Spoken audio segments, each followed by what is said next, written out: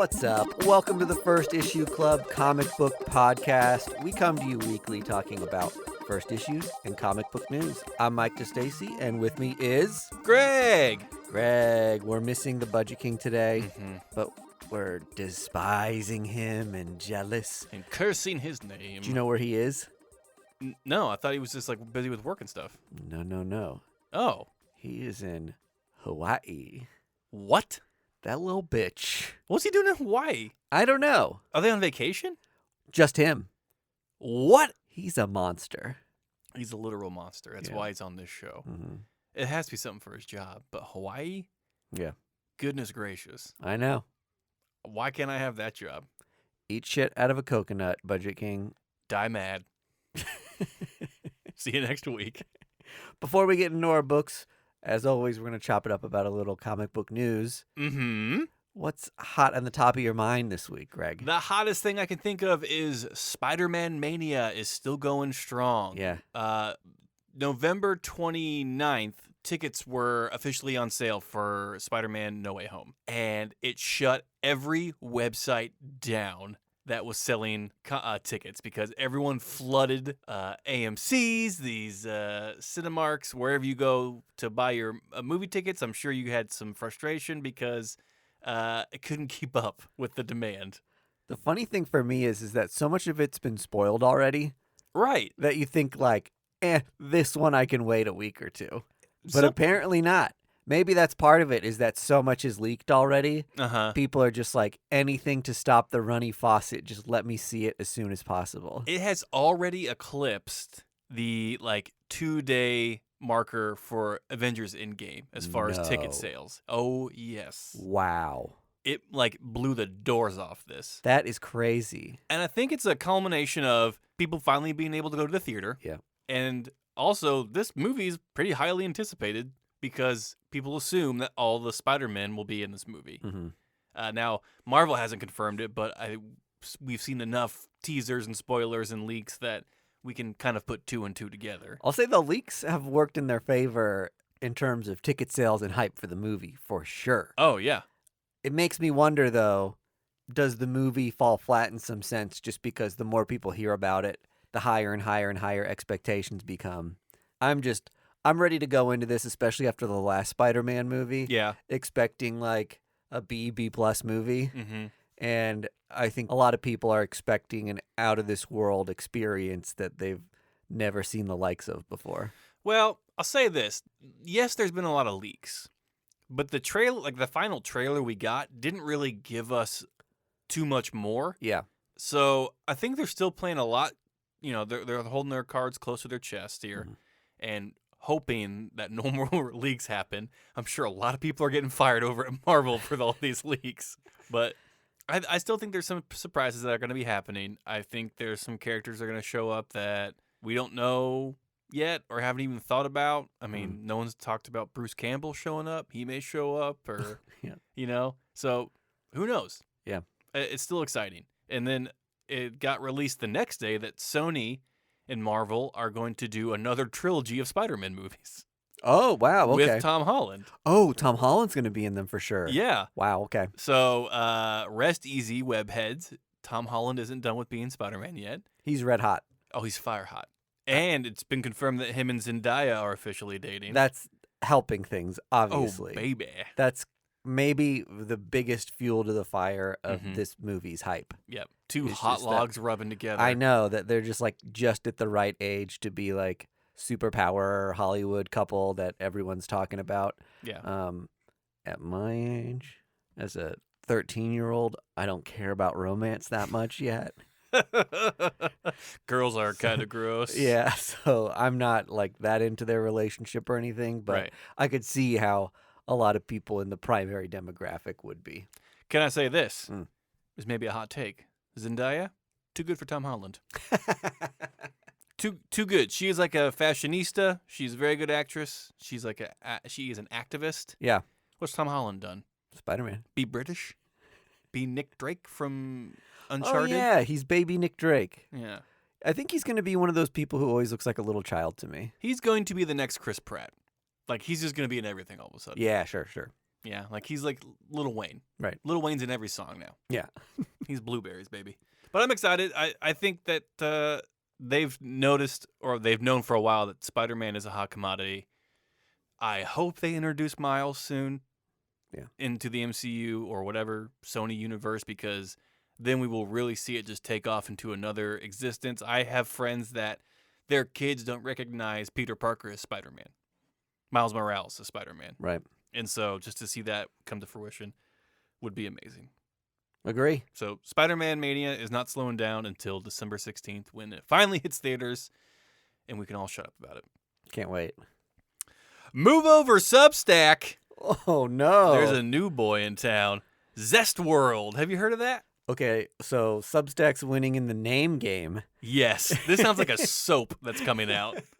Like a JavaScript game that Zest Bar Soap has. And you can get rewards for buying a bunch of Zest, take them to Zest World, and get a Zest jacket. Oh, that's a really bad name. I don't even know what it is yet. So Zest World is essentially a digital platform where exclusive comics will be premiered, and they are creator-owned and creator distributed. So they keep all the earnings. Okay. So I know nothing about Zest World, and nobody else does either. Do you even know if they do other stuff? Like, This is a new thing that's being created. just for comic books? Just for comic books. Okay. Because like Substack's thing is that they're for writers and other entrepreneurs. It's a catch-all. Yeah. Kind of like there just happens to be a comic book community there. Totally. Yeah. So I think this is specifically made for comic books. One of the, I don't want to say co-creators, but one of the chairmen and funders of this was the guy who made Reddit or helped create Reddit. My God. So he's saying that this is like a passion project of his. Whatever. I don't know if these are going to be released physically so you can collect them. I think it's just kind of like just a digital only platform. And they got Amanda Conner coming in there to do some work, and Jimmy Palmiotti. The whole Harley Quinn team. Yeah, and a bunch of others, and they're doing exclusive comic books on there. They don't say when they're going to be released, and we kind of speculated that this may happen, that other fractions and factors of online exclusive paywall-ish platforms may pop up because of the popularity of Substack. Sure. And we were right, as usual. So far, out of all of these things, I still like the OG Panel Syndicate the best, who just does the pay what you want as you want it sort of model. But the thing, and that's fine because it's a comic book publisher who is just like, hey, we're just doing this online, pay what you can. Mm-hmm. Substack and Zest World is like an exclusive Patreon thing where they're just like, these are our exclusive artists now. Mm-hmm. They're going to work exclusively with us. Oh. Behind the scenes stuff you can only get through Zest World and only through Substack. So Amanda Conner and Jimmy Palmiotti are like cutting ties with other publishers to be on Zest World? Well, not completely. I mean, they'll probably accept other work, but same with Substack. Zest World gave them like a down payment of just like, you're creating original content for Zest World. Okay. So we want your full attention for a while. Got it. To create stuff to get people to come here. Okay. And so I just find it kind of gross. Like if the behind the scenes stuff was free, like come see how we make this thing and then like pay for the comic book digitally, maybe that would be more fun. Uh-huh. But you're removing the artist from like an open source platform like Twitter or Instagram or Facebook, and like that they're able to show their process and kind of like gain more of an audience and more of an interest in their books there. Yeah. And you're saying you can still get all that, but you got to pay X amount a month to watch it happen. To be like advertised to. Yeah.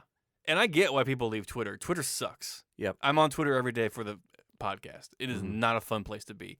I cannot imagine creating a comic book and then having just trolls of idiots just tweet at you all day about not liking your stuff. Yeah. So I get why you want to leave Twitter. I'm not mad about creators leaving Twitter. Right. I am upset about them going to another platform and making me, a fan who's been polite, pay to listen to their thoughts. I don't know. I don't know if I have like many opinions or takes on it, to be honest. Like we've talked about Substack a ton. Yeah. This is another Substack thing. Right. It was just unique to me that like it's like they're like tribbles. They're just like exploding now. They're like multiplying. Yeah. These whatever you call them, companies. I couldn't think of the word. I've had too many Space Camper IPAs. Oh, the best beer in the galaxy. The official sponsor of First Issue Club podcast from Boulevard Brewing Company, our hometown Kansas City beer maker, putting out a delicious IPA. We drink it every episode. You know what? I'll say this here, and this isn't a lie. It makes the holidays brighter having Space Camper IPA around. I even go as far as to say it makes them merry. You know what? There is a little bit of more merriment in me after a couple of these bad boys. Perfect. So, you want to improve your holiday? Pick up a 6-pack of Space Camper IPA from Boulevard Brewing Company. I say Zest World, take it or leave it. Space Camper, you're going to want to take that. You're going to want to take it for sure. Yeah, 100%. Give it to your friends who are over 21. And is there any more news in Greg's noggin? No, not really. Okay, I've got something. Hit me. Before we head into our books or would-be books. What? We normally cover 2 first issues on the episode. I'll say that we picked up Evil Ernie because Evil Ernie, Chaos Comics, fun. It's back. Didn't realize Scott Lobdell is writing this book. If you haven't heard, he basically admitted that he'd sexually harassed people like a decade ago. Yeah. And plenty of women have come out since and said that he's been a pain in their ass, that he tried to groom them, that he took advantage of his situation and ability to get people work to try to hook up with or be a skis to women because of the position that he was in. So all kinds of gross stuff about that guy. One thing about Dynamite Comics in general, like there's a lot of Dynamite Comics that I enjoy, and there's a lot of really cool people that create on that publisher. It's also one of those places I feel like people go to when they're like, we won't put your name on the cover. You can keep writing comics here, or we'll like change your pen name, or like you can go by a different last name or whatever. Yeah. And it's like a gutter publisher. Keep getting you work. And I'm just like, I don't like that. Yeah. I'm like, who's the guy who wrote like Briggs Land that was like, oh, right. Yeah. wrapped up in all the sexual harassment and grooming stuff? I think is it Brian Wood or something? Oh, yeah. Dead on. Is that his name? That I've seen his name pop up where like he's using like a middle name or something to like fun. write books or something now, so you just don't recognize it as like, oh yeah, that's that shitty guy. Yeah. And it's just gross to me that you can do that stuff and still get away with publishing things. I'll say that the only reason I still bring up Evil Ernie, even though we're like, we don't want to give this guy press and talk about more of his books, is that the comic was bad. It was terrible. So I'll just go out there and say like Evil Ernie's supposed to be fun and funny. Yeah. And Smiley the Button was like almost not even in this. He seemed like a Leave It to Beaver kind of Dorcas. Yeah. It seemed just not great, and I didn't feel good reading it. And you could definitely tell it was just like, because I've read Evil Ernie books before that were just kind of badass. Oh my God, totally. And to be honest, I don't know much about like Brian Pulido and where he stands like with comic creators in the comic book community. I know that he's done a lot of like hot, sexy characters. Sure. And is that objectifying? Or, do we retrospectively like look at Lady Death and say like, oh, this is like a sexual empowerment thing and this is some people's kink? And it's like Elvira. Elvira is like a queer and feminist icon, but she has big breasts that are exposed, and that's like part of her character design. So I don't know. I don't want to blindly endorse anyone anymore because I just don't know who's a good person and who isn't. But I will say, I loved Brian Pulido comics when I was like a teenager, and the Evil Ernie books that he did were a fucking riot. And this was the blandest comic I've read in a long time. Scott, you suck shit. Yeah. Retire from comics. Confirmed shithead Scott Lobdell. We don't want you. Not good anymore. Bye. So we're only covering one book this episode. Yes. And that is Justice League Incarnate. I have everything and absolutely nothing to say about this comic. I'm in the same boat. Are you? Yeah. Okay, so I'll first say Joshua Williamson wrote it, I believe, who has been writing bangers. He's one of my favorite DC writers right now. Yeah. He's writing everything at DC. He's doing right Robin. now. He's starting up with Batman, I think, next week. A handful of other great books that I've read there. In any case, this book is kind of like the fallout of the fallout of the fallout of like 5 events that have happened in a row. Yeah. So the book that preceded Justice League Incarnate was Infinite Frontier. Infinite Frontier. Yeah. And then before that was Future State and then Death Metal. Yeah, right. And there was something in the middle that had another Infinite in it, I think. I think it was like a giant one-shot. Oh, that's what it was. You're right. It was a giant one-shot where we figured out that Wonder Woman was going to be like a celestial... Sextessent? Yes, a member of the Sextessent or something like that. Yes. I mean, it was confusing like back in simpler times. Mm-hmm. And this book, I just kind of let wash over me. And I oddly kind of had fun with it. But at the same time, it read like a late 70s, early 80s cornball superhero, knock 'em around, like everyone's over narrating the things that are happening in front of them. Yes. People are saying their names. There's a character named Dr. Multiverse or something like that and completely lacks subtlety. I'm not even going to mention the other 40 characters that were in this book. There's like a Thanos knockoff in this. Yep. And when I was reading the news and the previews for this, basically everyone was just like, DC is cheekily creating the Avengers in a DC book and then like destroying them. And it's meant to be like kind of this like satire, like kind of tongue-in-cheek thing, but it read very just like heady and not readable. Like not readable is a great way to put it. I'm not trying to be rude, but it's just like I don't know what mess this is. And I started this by saying I love Joshua Williamson and I think his comics are fantastic. And partway through this book, I was like, is this a joke? And if it is a joke, on what? Like, it doesn't, to me, as like and I'm a self-professed Marvel head, and I would get the references. And I didn't really see correlations or references to, like, Marvel stuff in it. Yeah. I'll also say there's a crack in the multiverse, whatever that means. The source wall's breaking down. And there's a couple of times where people are like, I don't want you to touch that crack. And Darkseid is like, I'm going to get my hands on that crack. And I was just thinking, Darkseid's an ass man. He is an ass man. I felt man. like, is this whole book just a joke to get to Darkseid to say, I'm going to get my hands on that crack? Yeah, it's a long haul. So speaking of like convolution and confusion, they're talking about since there is a crack in the multiverse, that means that they can go to the opposite side of the multiverse and get this power that's on the other side, and we don't really know what's on the other side of the multiverse. Yeah. And the fact that you could be like, okay, we have our planet, and that planet exists in a solar system which exists in a universe of endless planets. Yes. And each one of those is copied into an alternate version of that into a set number.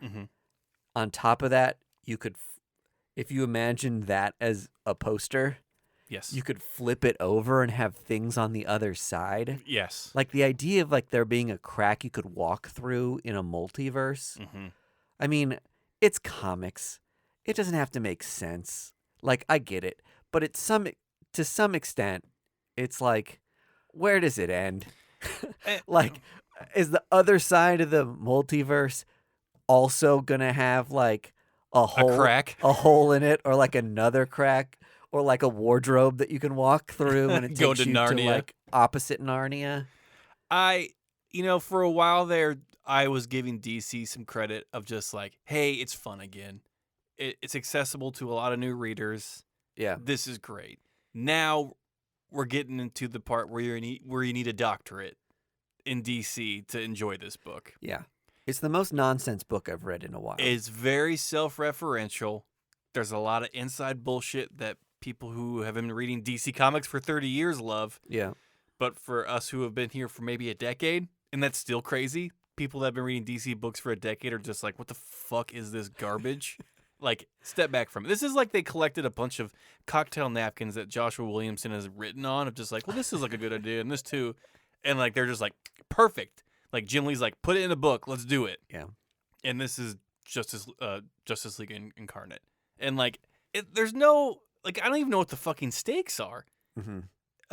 I assume it's to stop Darkseid from getting through the going crack through in the crack. multiverse. Okay.